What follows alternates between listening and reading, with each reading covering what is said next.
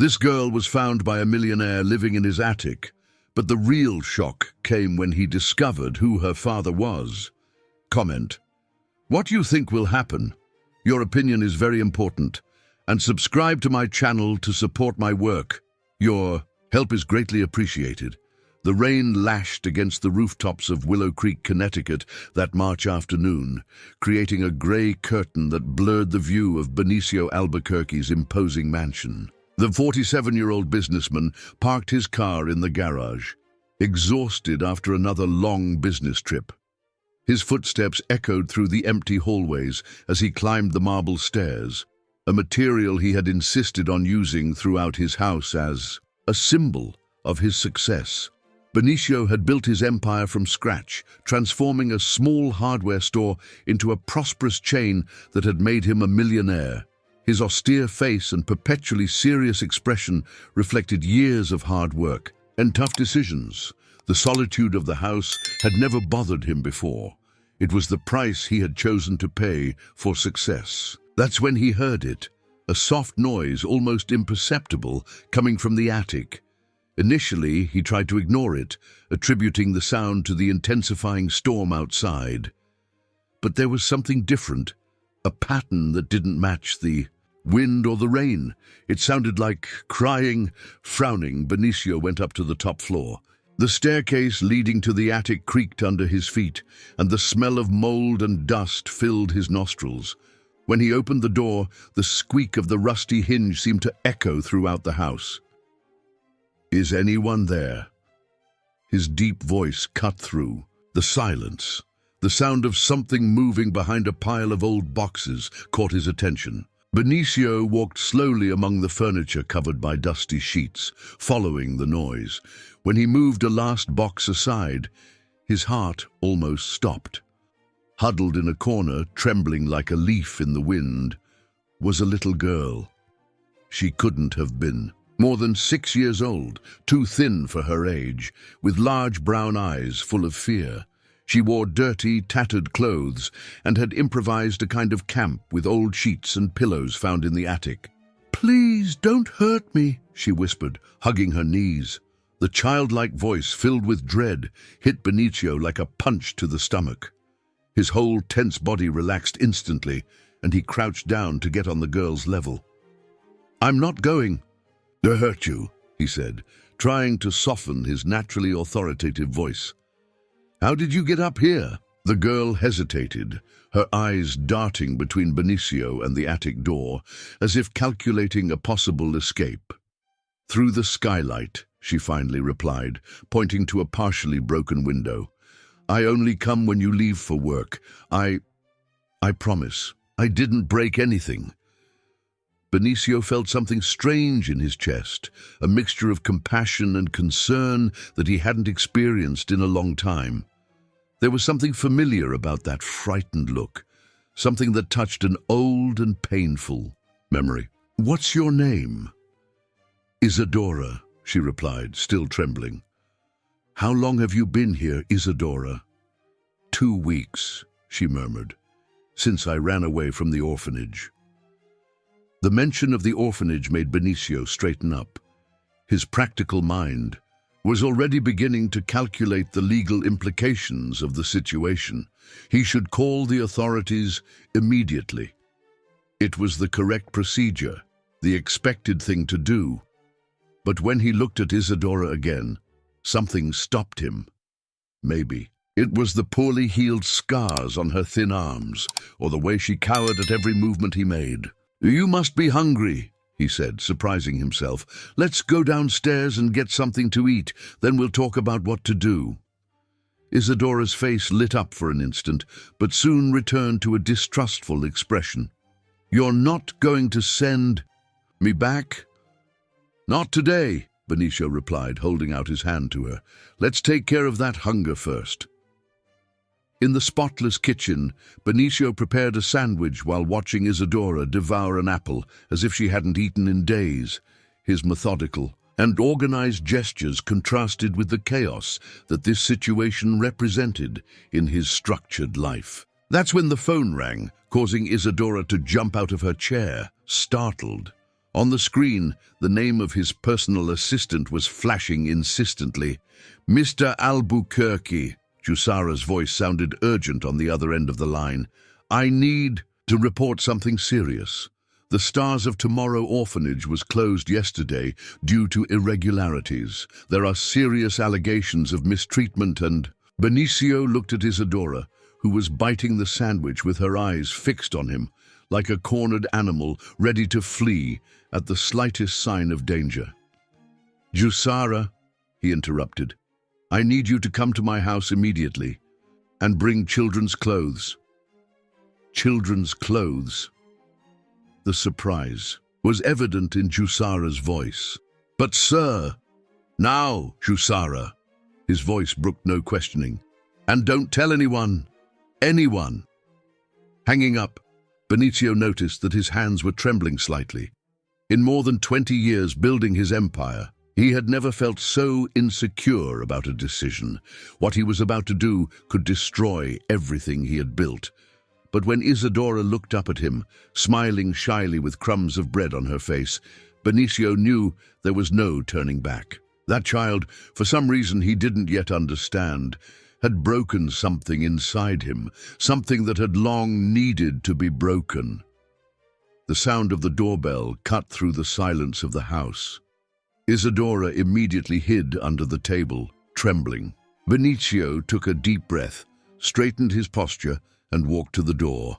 On the other side, Jusara was waiting for him with a bag of clothes and a confused expression that would soon turn to shock. The rain continued to fall outside, but inside that mansion, a much bigger storm was just beginning.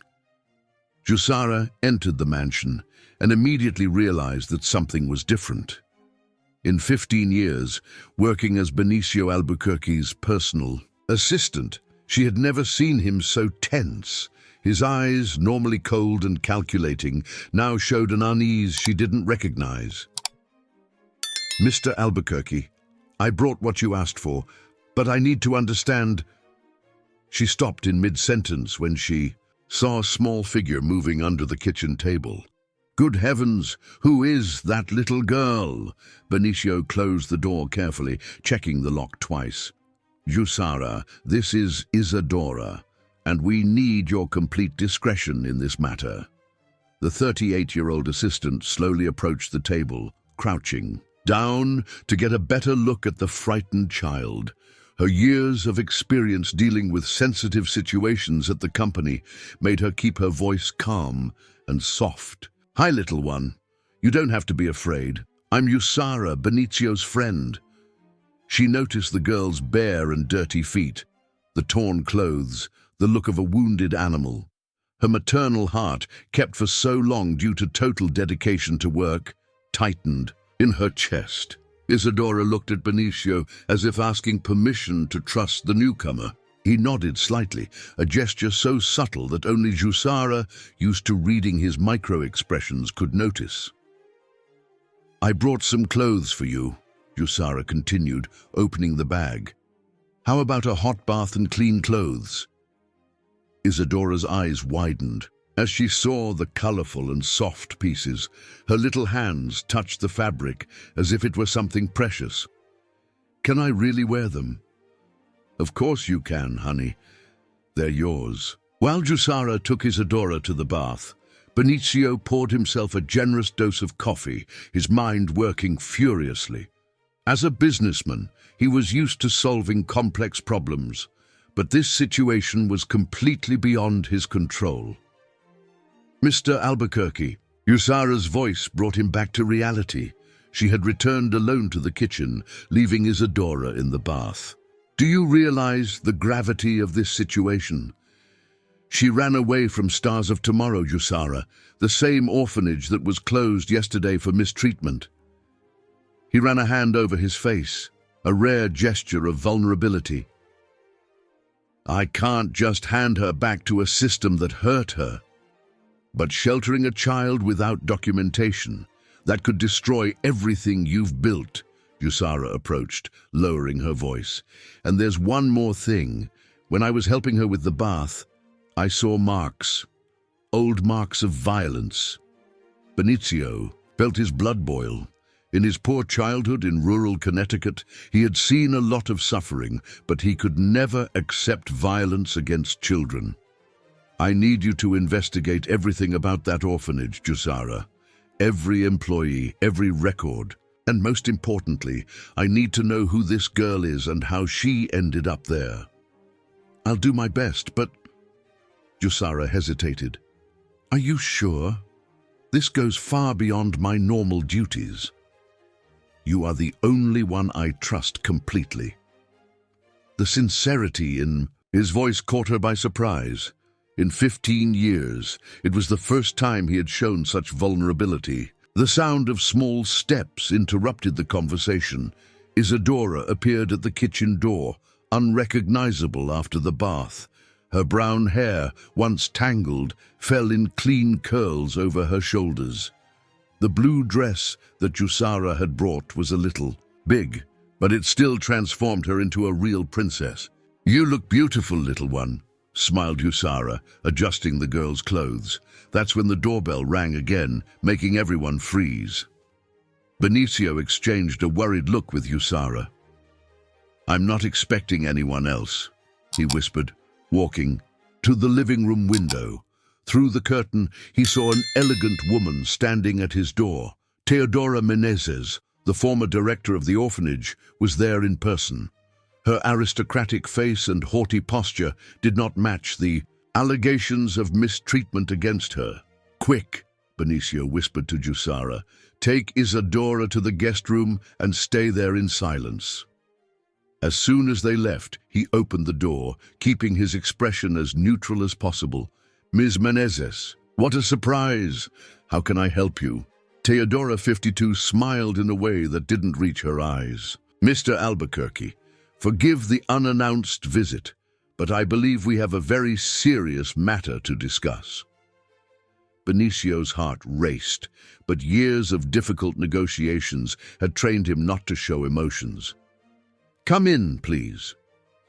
In the living room, Teodora sat like a queen on her throne, observing every detail of the decoration with hawk eyes. Nice house. It must be lonely living alone in such a large space. Get to the point, Ms. Menezes. Very well. She crossed her legs, adjusting her expensive skirt. One of our children disappeared shortly before the incident that led to the temporary closure of the orphanage. Little Isadora. Benicio kept his face impassive, but his hands clenched into fists. And why would that interest me? Because, Teodora smiled again, I have reason to believe that she is here, and you should know that sheltering a minor without legal authorization is a crime. Upstairs, Isadora clung to Jusara, trembling as she heard Teodora's voice. The assistant hugged her protectively, her heart pounding as she realized the girl's terror. What do you want? Benicio's voice came out harsher than he intended. Just an amicable agreement. Teodora opened her branded bag, taking out an envelope. Let's say a small contribution to ensure my silence about this incident. At that moment, something snapped inside Benicio. The same anger he had felt when he discovered the embezzlement by his former trusted employee 3 years ago began to bubble in his chest. Are you blackmailing me? Blackmail is such an ugly word. Teodora shrugged.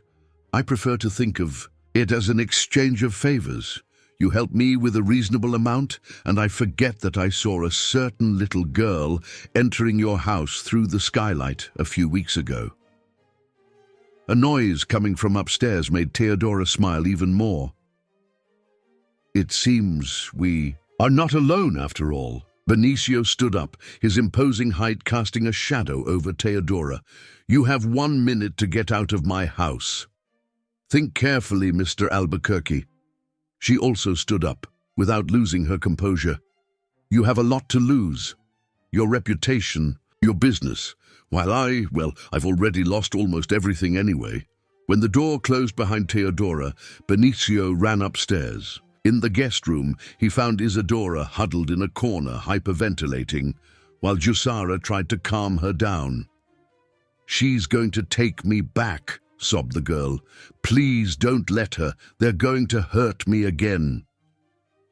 At that moment, seeing the terror in Isadora's eyes, Benicio made a decision that would forever change the course of their lives. Kneeling beside her, he held her little hands in his. "No one is going to hurt you anymore, Isadora. I promise."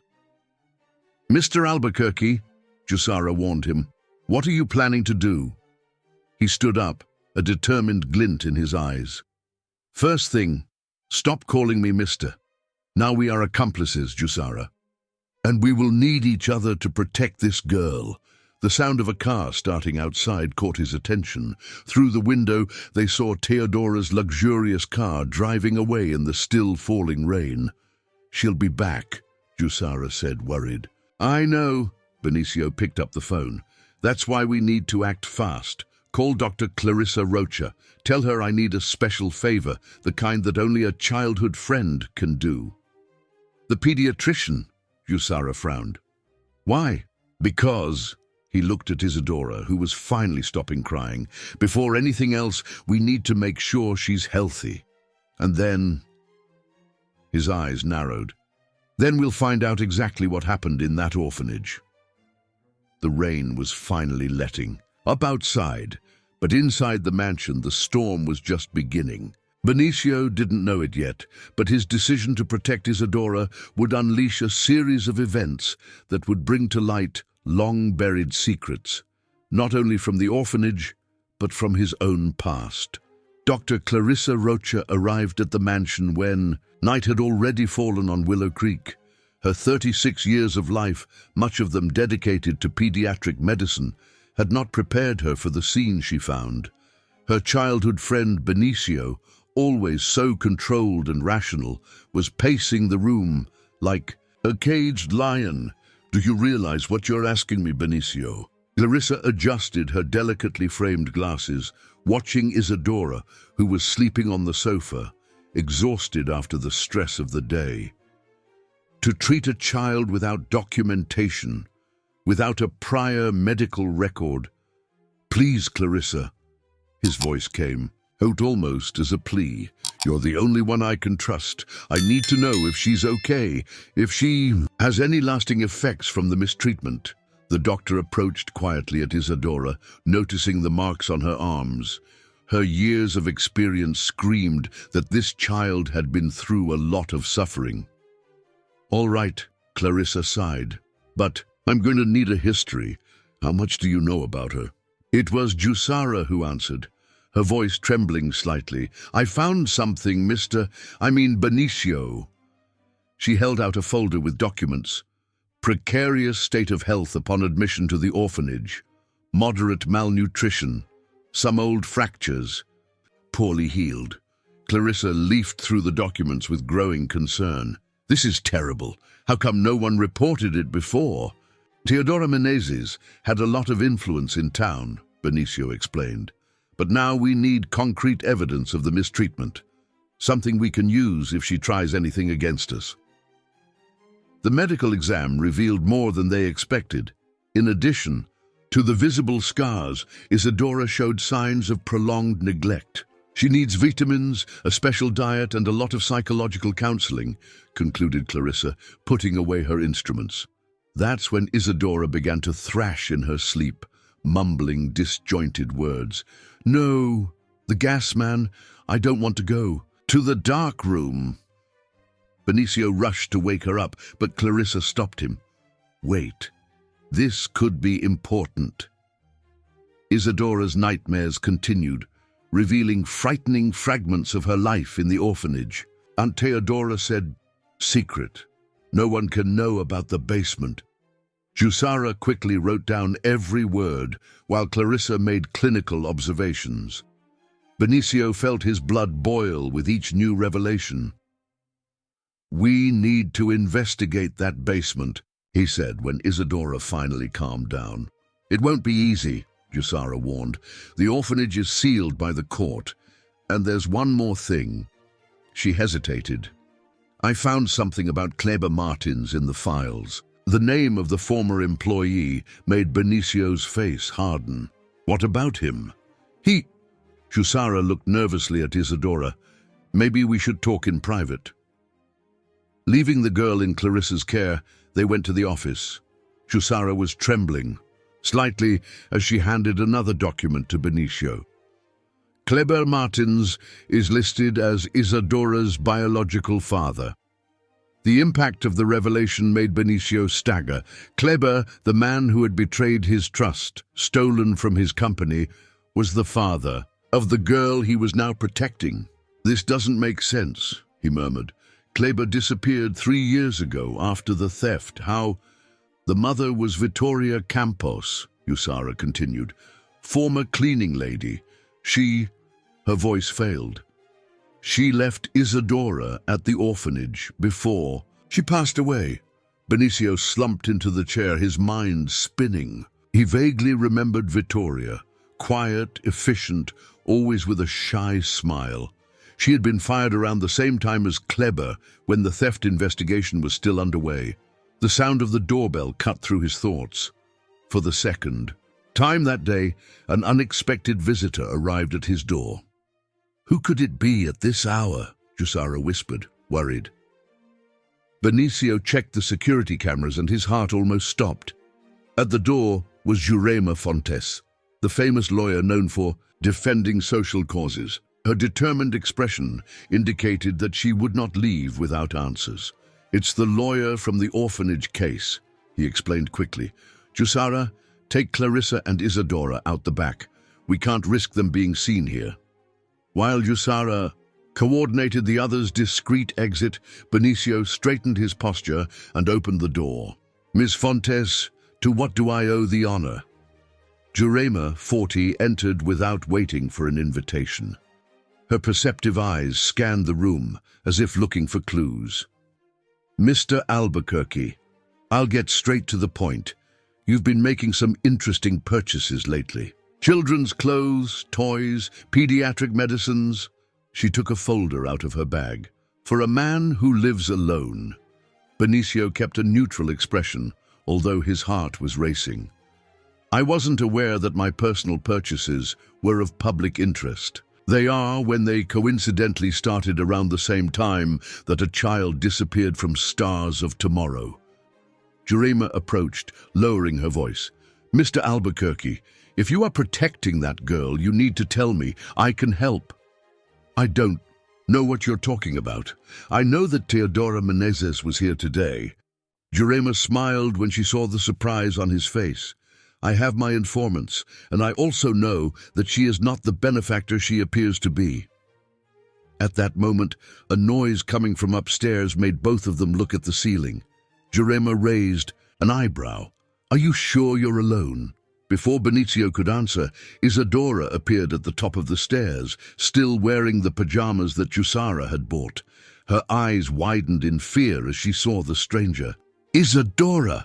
Benicio ran to her, but it was too late. Jurema watched the scene with a complex expression, surprise, worry, and something else that Benicio couldn't identify. So it's true, she said softly. You're hiding her. Are you going to report me? Benicio's voice came out more vulnerable than he intended. Jurema slowly approached Isadora, who clung to Benicio's legs. Don't be afraid, little one. I'm also investigating the people who hurt you. She turned to Benicio. But you need to understand that you can't do this alone. You're risking too much. That's when Benicio's cell phone rang. The number was unknown, but something made him answer. Mr. Albuquerque? A female voice trembling with fear. This is Marina, a former employee of the orphanage. I need to talk. About Teodora. She's planning something terrible. And it's not just against you and Isadora. Benicio's blood ran cold. Beside him, Jurema had paled at the mention of Teodora's name. Marina, he said, putting the phone on speaker. What exactly are you talking about? The basement, Marina whispered. You need to see what's in the basement before she... A sound of breaking glass interrupted the call. Then Only silence. Jurema quickly grabbed her own cell phone. I'm going to activate my contacts. We need to find this Marina before...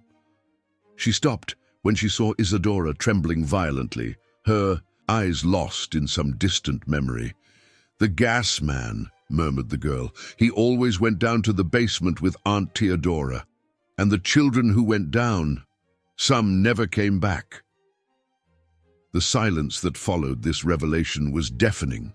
Benicio and Jurema exchanged glances, both realizing that they had stumbled upon something much larger and darker than they imagined. Now we have no choice, said Jurema, her voice filled with determination. We need to work together, for the sake of Isadora and all the other children. Outside, the night in Willow Creek seemed darker than usual, as if sensing the terrible secrets that were about to come to light. And somewhere in town, Teodora Menezes was making her own plans, unaware that her web of lies was slowly beginning to unravel. The days that followed transformed Benicio's mansion into an improvised operations center. Jurema practically moved in, bringing piles of documents and investigations about the orphanage. Jusara, who already spent most of her time at the house, now slept in the guest room next to Isadora's. On a particularly warm Willow Creek morning, typical for Connecticut, Benicio watched Isadora playing in the garden. The girl was slowly beginning to open up, although she still had frequent nightmares. She's progressing well, said Clarissa, who had come to do another checkup. But she still needs a lot of psychological support. I'm afraid to look for a therapist, Benicio confessed. The fewer people who know about her, that's why I brought this. Jurema entered the room carrying more papers. These are documents that can give us legal backing to keep her here temporarily. A temporary guardianship. Benicio was about to reply when the doorbell rang. Everyone froze. Unexpected visits rarely brought good news. Mom! Benicio's voice came out strangled as he saw Madalena standing at his door. The 68-year-old lady, who had not seen her son for decades due to an old misunderstanding, entered without ceremony. What's going on here, Benicio? The whole town is talking about a mysterious child in your house. Before anyone could react, Isadora came running in from the garden, stopping abruptly when she saw the elderly lady. Who are you? Asked the girl, curious. Madalena's stern face softened instantly. I'm Madalena, dear, and apparently you must be the little granddaughter that my stubborn son was hiding from me. Mom, it's not quite like that, Benicio began, but was interrupted by a strident sound. It was Jurema's cell phone. The lawyer answered quickly, her face paling with each word. They found Marina, she said as she hung up. She's in the hospital. Apparently she suffered an accident at home. Accident? Jusara asked, entering the room. What kind of accident? The kind that happens when you know too much, Jurema replied grimly. Madalena, who was watching everything carefully, crossed her arms. Very well, son. I think it's time you told me exactly what's going on. During the next hour, Benicio and the others explained the whole situation to Madalena. The lady listened in silence, her face hardening as she heard about the mistreatment at the orphanage. I always suspected that Teodora, she said finally. In my years as a housekeeper, I cleaned her house a few times. There was something wrong with that woman in the way she treated people. You know Teodora? Jurema leaned forward, interested. I knew the whole family. Her father owned half the quarries in the area. Rich people, but without scruples. And there's more.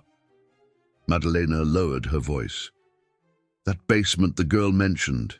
It's been there since before the building became an orphanage. It was used to store family documents. What kind of documents? Benicio asked.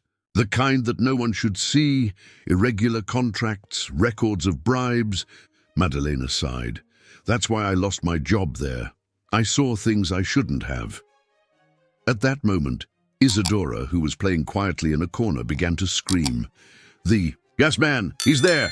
Everyone ran to the window. A man with a gloomy appearance was watching the house from across the street. When he realized he had been noticed, he quickly got into a black car and drove off. "We need to get you out of here," said Jurema decisively. "It's not safe anymore." "You can stay at my house," offered Madalena. "It's humble, but no one would think to look for the great businessman Benicio Albuquerque in a simple neighborhood." The idea of returning to his childhood home, from which he had left on bad terms so many years ago, made Benicio hesitate. But a look at Isadora, still trembling with fear, decided for him. "I'll pack some clothes," said Yusara, going upstairs. That's when Benicio's phone rang again. It was an unknown number. "Mr. Albuquerque." A male voice, weak. "This is Arthur Mendonça, your former accountant." Benicio almost dropped the phone. Arthur had been primarily responsible for identifying the alleged embezzlement made by Kleber 3 years ago. "What do you want, Arthur?" "I need to confess something about Kleber and about the money." The accountant's voice sounded choked. It wasn't him who... A sound of a door being broken down interrupted the call. Then, distant screams and silence. "This can't be a coincidence," said Jurema, already typing on her cell phone. "I'll ask them to check Arthur's apartment." Jusara came down the stairs running. "There's one more thing. I just received an anonymous email. They're photos of the orphanage basement. The images were disturbing. Piled up files, old documents, and something more sinister, a list of children's names with values next to them." "My God," whispered Clarissa, who'd been quiet until then. "They were selling children," Jurema completed, her voice trembling with anger. "Teodora turned the orphanage into a front for child trafficking." Isadora, whom no one had noticed approaching, spoke in a low voice. "Aunt Teodora said that some children were going to get new families, but they always went down to the basement first, with the gas man." The silence that followed this revelation was deafening. It was Madalena who finally broke it. "We'll sort this out later. Now, we need to get this girl out of here." While they packed their things for the hasty move, Benicio received another message. It was a picture of his house, taken at that exact moment, with a message. "Time's up. Tomorrow everyone will know your secret." "It's a threat from Teodora," he said, showing the message to Jurema. "No," replied the lawyer, her eyes narrowing. "It's a smokescreen. She wants to keep us busy while she cleans up the evidence in the basement."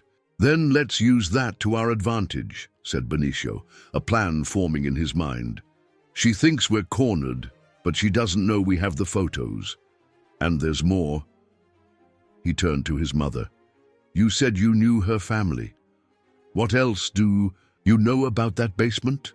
Madalena smiled, a glint of cunning in her eyes. "Son, in my years cleaning that house, I learned all its secrets, including..." "Beschein," she lowered her voice so that Isadora wouldn't hear. "The real reason why Teodora turned the family home into an orphanage." At that moment, a heavy rain began to fall on Willow Creek, as if the sky itself wanted to wash away the sins that were about to be revealed. In the middle of the storm that was forming, a black car stopped across the street again, but this time, the one who got out of it was not the gas man, but someone that no one expected to see so soon. Kleber Martins, Isadora's biological father, was back. Kleber's arrival paralyzed everyone inside the mansion. Through the living room curtain, Benicio watched his former employee standing in the rain. The 3 years since his disappearance had left deep marks. The 30-year-old man seemed to have aged a decade, his face marked by scars that were not there before. "He can't see Isadora," whispered Usara, pulling the girl protectively behind her. "I agree," said Jurema, already grabbing the phone. "We don't know if he's involved with Teodora." But before they could do anything, Madalena spoke up. "Wait, look at his eyes. That's the look of someone who has suffered a lot. What if we were wrong about him all this time?" Benicio turned to his mother, surprised by the observation. In all his years as a successful businessman, he had learned to distrust everyone. But his mother, with her life experience in the homes of the wealthy in Willow Creek, had a special gift for reading people. "I'm going to talk to him," decided Benicio, "but I want everyone prepared for anything." When he opened the door, the characteristic heavy rain of a Connecticut summer came in almost horizontally, soaking the porch. Kleber remained motionless, letting the water run down his body as if seeking some kind of purification. "Why did you come back?" Benicio's voice came out harsher than he intended. "Because I'm finally free," replied Kleber, his voice hoarse, as if it hadn't been used in a long time, "and because I discovered the truth about Teodora." Inside the house, hidden behind Jusara, Isadora widened her eyes upon hearing that voice. Something in her seemed to awaken distant memories, prior to the orphanage. "What truth?" asked Benicio, still keeping his distance. "The money that disappeared from the company. It wasn't me." Kleber took a step forward, his hands trembling. "It was Artur, the accountant. He was working for Teodora, diverting money to finance the orphanage scheme. When I found out, he framed me." The revelation hit Benicio like a punch to the stomach. For 3 years he had harbored hatred against Kleber, convinced of his guilt. Now, all his certainties were crumbling. "How can I believe you?" "Because I have proof." Kleber pulled a flash drive from his pocket. "Artur gave me this today, before he disappeared. It's all the transaction records showing where the money really went." At that moment, Isadora escaped Jusara's control and ran to the door. Her little bare feet stopped abruptly when she saw Kleber, her eyes fixed on the man's face. "I know you," she said softly. "You used to sing to my mom." The impact of these words was visible on Kleber. He staggered as if he had been shot, his eyes filling with tears as he recognized traces of Vittoria in the girl's face. You're Vittoria's daughter." His voice barely came out.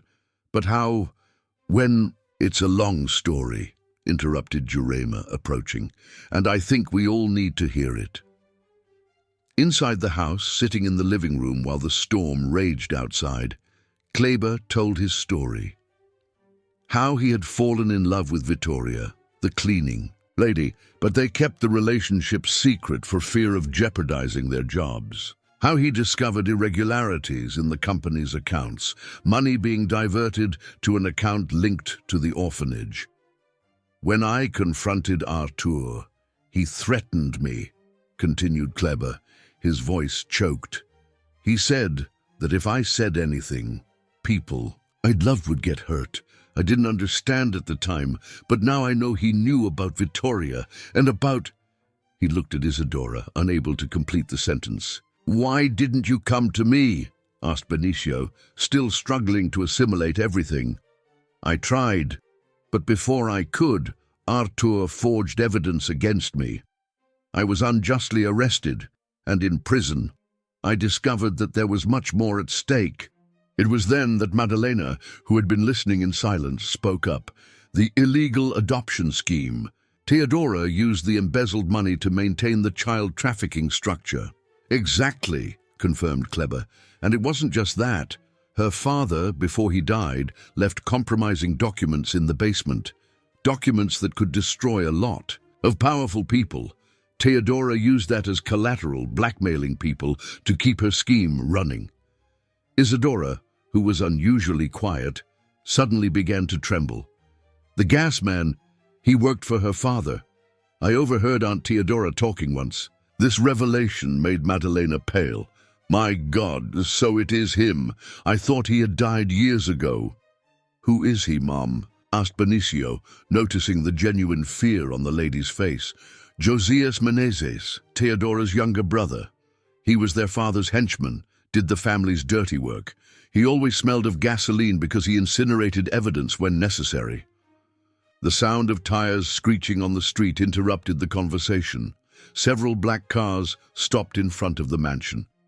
"She's here," whispered Isadora, hiding behind Kleber instinctively. Theodora got out of the first car, elegant even, under the torrential rain. From the second vehicle emerged the shadowy figure of Josias, the gas man, and from the third, Arthur. Benicio couldn't hide his surprise at seeing his former accountant, visibly injured, being dragged by two men. "The game is over," Theodora's voice sounded through the intercom. "Hand over the girl and the documents, or the accountant here will have a much more serious accident." Inside the house, the group looked at each other in panic. It was Jurema who first regained her composure.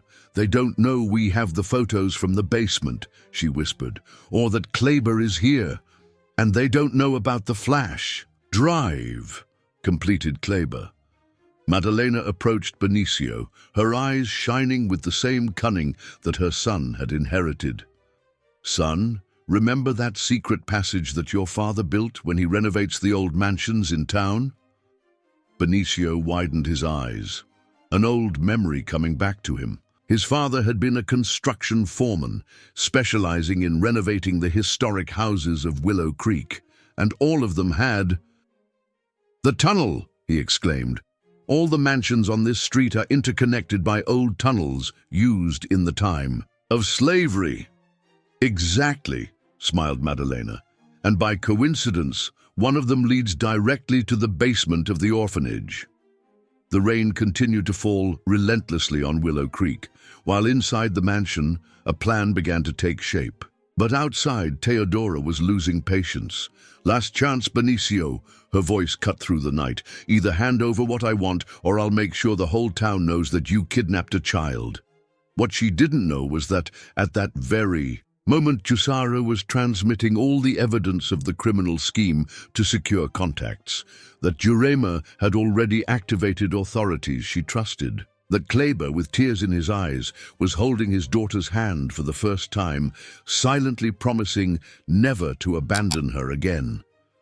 And above all, Theodora didn't know that Benicio Albuquerque, the man she thought she knew so well, had changed. The cold and calculating businessman had given way to someone who finally understood that some things were more important than money and power.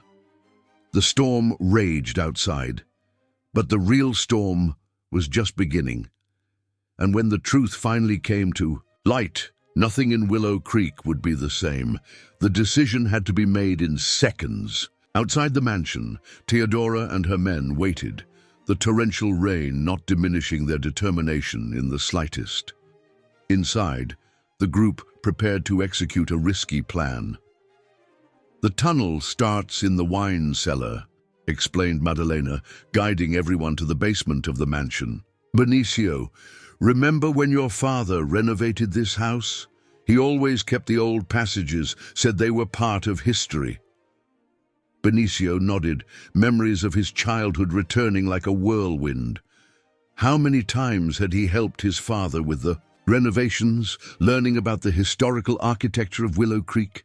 Now that knowledge could save their lives. "Jusara," he called, "I need you and my mother to take Isadora through the passage. Me, Kleber, and Jurema will confront Theodora." "No!" Isadora's voice sounded stronger than they had ever heard. "I don't want to separate from you and my dad." Kleber knelt in front of his daughter, his eyes watering. "My little one, I promise. I will never leave you alone again, but now we need to be strong." It was Jurema who offered a solution. "What if we did it differently? Theodora expects us to protect Isadora. What if instead we used her as our most powerful weapon?" Everyone looked at her without understanding, except Maddalena, who smiled as if she shared the same thought.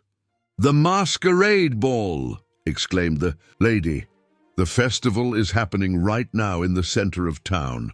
All those people, the masks, the confusion. And blind Zeke, the guitar player," completed Benicio, remembering the man who always played at the traditional festival. "He knows all the alleys and lanes in the historic center." A bold plan began to form. While they discussed the details, Theodora's voice sounded again through the intercom, more threatening. "Your time is up, Benicio. We're coming in."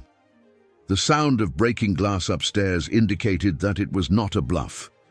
Quickly, the group split up. Jusara ran to her laptop, continuing the transfer of the evidence to several secure servers. Madalena picked up her cell phone, making quick calls to old acquaintances from the time she worked in the homes of the wealthy. Benicio, Kleber, and Jurema went up to face Teodora, while Isadora, against all expectations, insisted on staying with them. "You wanted to catch me," said the girl, her voice trembling but determined. "Here I am." Teodora entered the room like a queen in her castle, Josias and her men right behind, dragging a visibly injured Arta. "Well, well," she smiled coldly. "What a beautiful family reunion. The successful businessman, the meddling lawyer, and—" Her eyes widened when she saw Kleber. "You should be in prison," Kleber completed, "for a crime I didn't commit. How convenient for you, isn't it?" Teodora maintained her composure, but a slight tremor in her hand betrayed her nervousness. "It doesn't matter. You have no choice. Give me the documents and the girl, and maybe I'll be merciful." That's when a sound of drums began to echo through the street. The masquerade ball was approaching, hundreds of people in costumes dancing. In the rain, to the sound of traditional music. "It's over." "Teodora," said Jurema, stepping forward. "We know everything.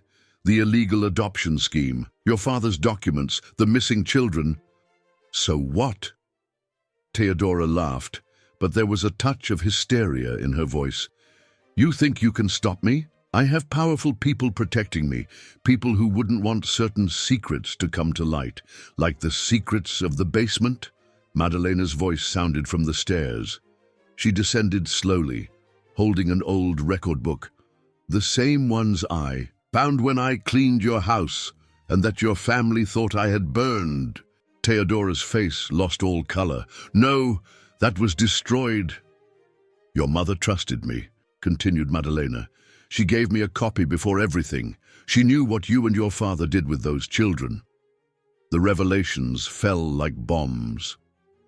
Outside, the party was getting closer and closer, the colorful masks already visible through the broken windows. That's when Isadora took a step forward, her eyes fixed on Josias. "I'm not afraid of you anymore, gas man. You can't hurt anyone anymore." Something in the girl's voice, in her sudden courage, seemed to hit Josias deeply. The man staggered, as if each word were a physical blow. I was just following orders," he murmured, his mask of cruelty falling apart. "Like you followed the orders when you set fire to the original documents?" asked Jurema. "Or when you helped forge evidence against Kleber?" Artur, still held by the henchman, began to laugh hysterically. Tell Teodora what really happened in the basement." "Shut up," screamed Teodora, but it was too late.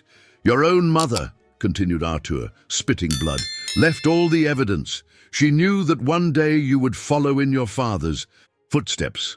That's why she ensured that the truth would survive."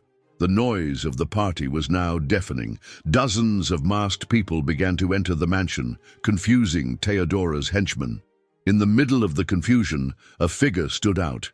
Blind Zeke, the guitar player, his music cutting through the chaos like a blade. "The walls have ears," he sang, his hoarse voice carrying an ancestral weight, "and the dead have eyes. The truth always finds its way." It was the trigger. Josias, the feared gasman, fell to his knees, confessing everything. How Teodora had transformed the orphanage into a front for child trafficking. How she used the documents left by her father to blackmail influential people. How they had forged the evidence against Kleber when he threatened to expose the scheme. "Enough!" Teodora's scream cut through the air. She pulled out a gun, pointing it at Isadora. "The game is over." But she wasn't counting on the masked crowd. In seconds, she was surrounded. Her hands trembled so much that the gun fell, harmless, to the ground. "Teodora Menezes," Jurema's voice sounded official. "You are under arrest." When the police finally arrived, they found a surreal scene. Hundreds of people in costumes, all witnesses to the confession of Theodora and Josias. The evidence sent by Usara was already circulating on the internet. The documents kept by Maddalena completed the puzzle. Dawn found Benicio, Kleber, and Isadora sitting on the porch of the mansion, watching the rain that was finally subsiding. The girl slept peacefully in her biological father's lap, while firmly holding Benicio's hand. "What happens now?" asked Kleber, his voice full of emotion. "Now," replied Benicio, smiling for the first time in a long time, "now we start over, altogether." In the months that followed, a lot changed in Willow Creek. The old orphanage was transformed into a cultural center run by Jusara. Urema and Benicio, after much resistance, finally admitted their feelings for each other. Kleber was completely exonerated and reintegrated into the company, now as a partner. Maddalena returned to live with her son, her wisdom and love filling the previously so empty mansion. Family parties were now cheerful and noisy, with Isadora growing up surrounded by love and protection. On a particularly special afternoon, during another masquerade ball, Blind Zeke played his guitar on the porch of the mansion. Isadora, wearing a colorful mask that she had painted herself, danced with her two fathers. "You know," said Maddalena, to Jurema, observing the scene, "sometimes the greatest blessings come disguised as problems." "How so?" asked the lawyer, interlacing her fingers with Benicio's. "Look at all of us," replied the lady, her eyes shining with emotion. "Each of us carried a pain, a secret, a resentment. It took a brave child to show us that family is not just blood, it's choice, it's love." Isadora ran to them, her laughter mixing with Blind Zeke's music. On the horizon, the sun set over Willow Creek, painting the sky with colors as vibrant as the masks of the masquerade ball. And so, in that town in Connecticut, a story that began with fear and secrets ended with love and redemption, because sometimes it takes facing the darkness to find the light. It takes losing everything to discover what really matters. And Isadora, the little girl who found refuge in a dusty attic, now had not only a family, but an entire army of people ready to protect and love her, because in the end, it's the bonds we choose, the families we build, that truly define us.